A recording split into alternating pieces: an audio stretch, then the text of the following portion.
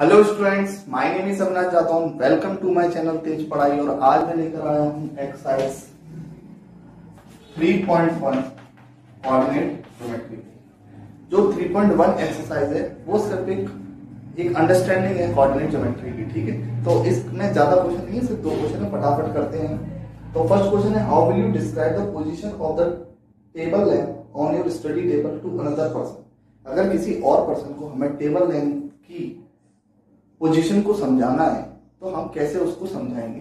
तो आइए समझते हैं। हम कोऑर्डिनेट में पहले ही पढ़ के आए हैं कि एक्स एक्सिस वाई एक्सिस दो म्यूचुअल परपेंडिकुलर लाइन, दो म्यूचुअल परपेंडिकुलर, एक एक्स एक्सिस और एक वाई एक्सिस अगर होती है तो वो एक प्लेन बनाती है। उस प्लेन पर हम कोई भी पॉइंट रखते हैं, उसका कोऑर्डिनेट हमें पता चल जाता है। जिसने भी मेरी प्रीवियस वीडियो नहीं देखी उनको ये वीडियो बिल्कुल समझ में नहीं आएगी, तो कृपा करके उस वीडियो को जरूर देखो। ठीक, मैं पढ़ के सुना देता हूँ जरा क्वेश्चन को। इसमें लिखा है, how will you describe the position of एक टेबल लैंप की पोजीशन को समझाने के लिए ऑन योर स्टडी टेबल। एक स्टडी टेबल हो जहां पर आप पढ़ते हो, वहां पर एक टेबल लैंप रखी है, उसकी पोजीशन को समझाना है। तो आप उसको कैसे डिस्क्राइब करेंगे दूसरे पर्सन को, अदर पर्सन को बोला इसमें, ठीक है। तो हमें मालूम है टेबल लैंप कैसी बनती है। इस टाइप की टेबल लैंप होगी जिसमें 4 पॉइंट होंगे, ए बी सी और डी, ठीक है। उसके बीच में कहीं या साइड में कहीं एक टेबल लैंप रखी होगी, ठीक है। अगर मैं दूसरे पर्सन से बोलता हूं कि इस टेबल लैंप की पोजीशन को समझाता हूं उसको कि वो टेबल लैंप मेरी उतने पर वहां पर रखी हुई है और लेकर आएंगे, ठीक है। तो मुझे सिंपल सी बात मालूम, मैंने कोऑर्डिनेट में क्या पढ़ रखा है, मैंने कोऑर्डिनेट ज्योमेट्री में क्या पढ़ रखा है। कोऑर्डिनेट ज्योमेट्री में मैंने ये पढ़ रखा है कि जब भी दो लाइन आपस में बीच में 90 डिग्री बनाती है तो उनके पॉइंट मतलब उसके प्लेन में कोई भी पॉइंट होगा तो उसको एक्स एक्सिस पर और वाई एक्सिस पर हम एड्रेस कर सकते हैं, हम उसको दर्शा सकते हैं, दिखा सकते हैं, ठीक है। तो उसी तरीके से अगर ये बॉक्स है और इस पर टेबल लैंप रखी है तो हम इसमें क्या करेंगे, म्यूचुअल परपेंडिकुलर लाइन कौन सी ये है और ये है। तो कोशिश करेंगे कि हम इधर से पोजीशन उसकी बता दें और इधर से पोजीशन। तो मैं बता सकता हूं, मैं बोल सकता हूं कि 4 सेंटीमीटर इधर से और 3 सेंटीमीटर इधर से, ठीक है। तो मैं उससे साफ कह सकता हूं कि डीसी से 4 सेंटीमीटर और एडी से 3 सेंटीमीटर उसकी पोजीशन है, ठीक है। तो इसी तरीके से हमें ये क्वेश्चन करना है। तो मैं बोलूं पोजीशन ऑफ लेंथ क्या है, मैं बोलूंगा यहाँ पर क्या होगा 3,4, क्योंकि एडी और डीसी क्या है, एक म्यूचुअल परपेंडिकुलर लाइन है, ठीक है। तो यहाँ पर मैं साफ पोजीशन बता सकता हूँ, position of table length is 4 centimetre to AC, वो डीसी 4 सेंटीमीटर डीसी से एंड 3 सेंटीमीटर फ्रॉम एडी, ठीक है। तो 4 सेंटीमीटर डीसी से और 3 सेंटीमीटर एडी से उसकी पोजीशन होगी। बस इस क्वेश्चन में ये डिस्क्राइब है। तो क्या बताया, 4 सेंटीमीटर डीसी से और 3 सेंटीमीटर एडी से, ठीक है। तो यहाँ पर अगर मुझे क्वाड्रेंट बनाना होगा तो 3,4 लिखूंगा। मैंने क्वाड्रेंट बनाने की कोई जरूरत नहीं है, हमें सिर्फ पोजीशन बतानी थी। तो 4 सेंटीमीटर डीसी से और 3 सेंटीमीटर एडी से हमें उसकी पोजीशन मिल चुकी है, ठीक है। अब इसी के हिसाब से दूसरा क्वेश्चन हम करते हैं। दूसरा क्वेश्चन थोड़ा लेंथी है, उसको भी समझना है। क्वेश्चन आपकी स्क्रीन पर दिख रहा होगा इस साइड पर, ठीक। देखिए क्वेश्चन क्या बोला है। क्वेश्चन ने बोला है स्ट्रीट प्लान है, मतलब गलियां जो बनती हैं स्ट्रीट प्लान उसकी तरह। तो the city of 2 main road which cross each other at the centre of the city. 2 road है जो कि आपस में एक सेंटर, सिटी के सेंटर पर काटती हैं। And 2 roads along the south west direction and north east west direction, ठीक। तो हमको मानते हैं ईस्ट वेस्ट मतलब इस डायरेक्शन में, और नॉर्थ हमेशा ऊपर की तरफ होता है और साउथ नीचे, ठीक। ये आपकी लाइनें बन गई और इस पर जहां भी काटा है वो क्या है, उस सिटी का सेंटर है, ठीक है। अब इसने बोला है all the other street of the cities parallel to this line. जो भी इसके साथ गलियां मिली हुई हैं वो इसके सबों के क्या है, पैरेलल। पैरेलल तो समझते हो, जो कभी ना पड़ती है ऐसी सीधी सीधी लाइन। ये लाइन आपस में क्या होती है, पैरेलल लाइंस होती है। तो ये चीजें मालूम होनी चाहिए, मैं इतने सालों से पढ़ रहे हो, ठीक है। लिखा हुआ है आर 2 100 मीटर अपार्ट, मतलब दोनों के बीच में अगर मैं यहाँ पर एक लाइन खींचूं तो उन दोनों के बीच में कितने का डिस्टेंस है, 200 मीटर्स का डिफरेंस है। ठीक है, ऐसी कितनी स्ट्रीट बनानी है, 5, हर एक डायरेक्शन में। कितनी, हर एक डायरेक्शन में कितनी बनानी है, 5 बनानी है। अब उसके बाद देखा यूजिंग 1 सेंटीमीटर ऑफ 200 मीटर। अब 200 मीटर मैं इसमें तो बना नहीं सकता हूँ, तो मैंने उसको क्या ऐड कर दिया कि 200 सेंटीमीटर और 200 मीटर इक्वल टू 1 सेंटीमीटर। ठीक, तो यहाँ पर बना लेंगे 1 सेंटीमीटर से।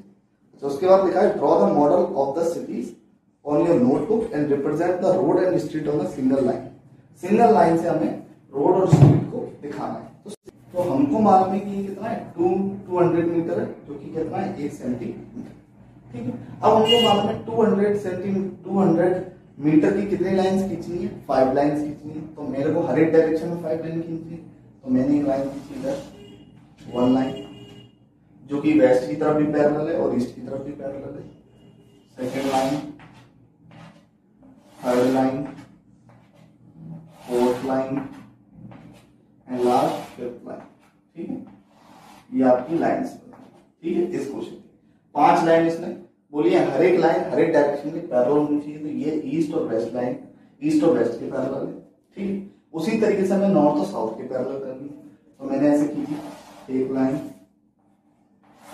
2 लाइन, 3 लाइन, 4 लाइन, 5 लाइन। याद रखना है कि इनके बीच का डिफरेंस और इनके बीच का डिफरेंस सेम होगा। ओ ए से और ओ सी से डिफरेंस दोनों का सेम होना चाहिए। ओ ए और ओ सी बराबर से 1 सेंटीमीटर, क्योंकि हमने माना है। ठीक है, ये हमें याद रखना है। मैंने स्केल से नहीं बनाया इसलिए कुछ इम्प्रॉपर टाइप का बना हुआ है, पर आप स्केल से बनाओगे यूज करके तो बिल्कुल एक्यूरेट बनेगा। ठीक, तो कुछ इस टाइप का आपके ग्राफ में शो होगा। ठीक, उसके बाद क्या करना है, draw the model of notebook. ठीक है, there are many cross street. आपको दिख रहा है कई सारी क्रॉस स्ट्रीट बन गई, यहाँ पर बनी कि नहीं बनी। यहाँ पर हमने 1 2 3 4 5 लिखी, यहाँ पर भी 1 2 3 4 एंड 5। ठीक, तो काफी सारी क्रॉस हो रही है। अब क्रॉस हो रही है तो in your model the particular cross street is made by 2 street. हाँ, हमको मालूम है जो भी पर्टिकुलर लाइन कट रही है वो 2 स्ट्रीट है, आपस में 2 गलियां हैं। आपको साफ मालूम पड़ता है 2 गलियां जिससे आपको काटा है। ये गली है जो नॉर्थ साउथ है और एक ईस्ट वेस्ट वाली, ये ईस्ट वेस्ट वाली और ये नॉर्थ साउथ वाली। तो दो गलियों ने या 2 स्ट्रीट ने आपको क्या करा है, कट किया है इस क्वेश्चन को, 1 पॉइंट निकाला है।